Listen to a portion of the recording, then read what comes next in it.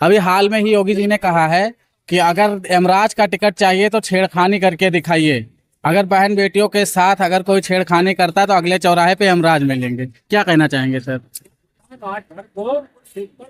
हमको एक बात समझ में आ रही है कि जोगी जी कभी कभी वो चीज बोल देते हैं जो एक मुख्यमंत्री को नहीं बोलना चाहिए। यमराज माने क्या होता है? यमराज किसे कहा जाता है? यमराज को किसने देखा है? यमराज कहाँ रहता है?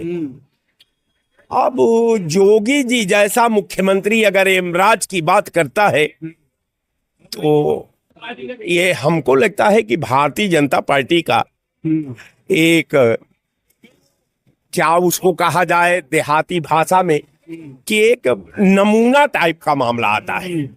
जैसे आदमी कहते हैं गांव में कि ये नमूना है। अब जोगी जी कभी कभी नमूना टाइप का ऐसा एक एग्जाम्पल ला करके रख देते हैं। आप जो है किसको यमराज के हवाले कर रहे हैं? आप कोई राजा नहीं है। अगर राजा आप नहीं हैं, आपको स्मरण रहना चाहिए कि मैं एक लोकतांत्रिक प्रणाली का प्रतिनिधित्व का एक सूबे का मुख्यमंत्री हूं।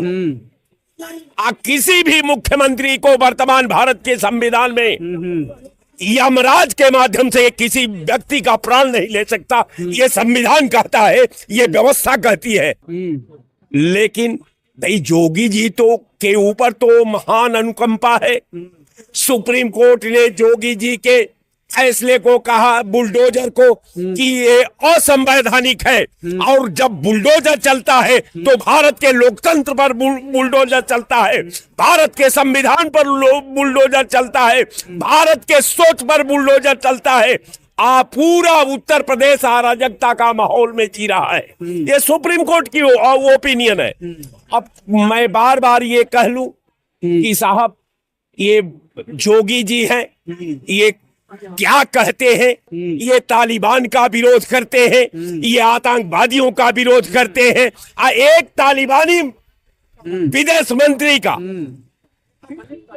स्वागत किए हैं, आप लोग देखे ही कि एक तालिबानी मंत्री का वेलकम उस कदर हुई जैसे मुझे लगा कि या तो वो अमेरिका का राष्ट्राध्यक्ष था, या तो चीन का राष्ट्राध्यक्ष था, या वो रसा का राष्ट्राध्यक्ष था। तो अब आप समझ लीजिए कि इनका तालिबानी सोच के पीछे विशेषकर भारतीय जनता पार्टी के